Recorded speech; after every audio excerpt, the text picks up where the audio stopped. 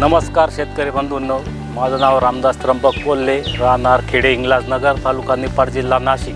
माझा mobile number आहे 98 81 87 92 43।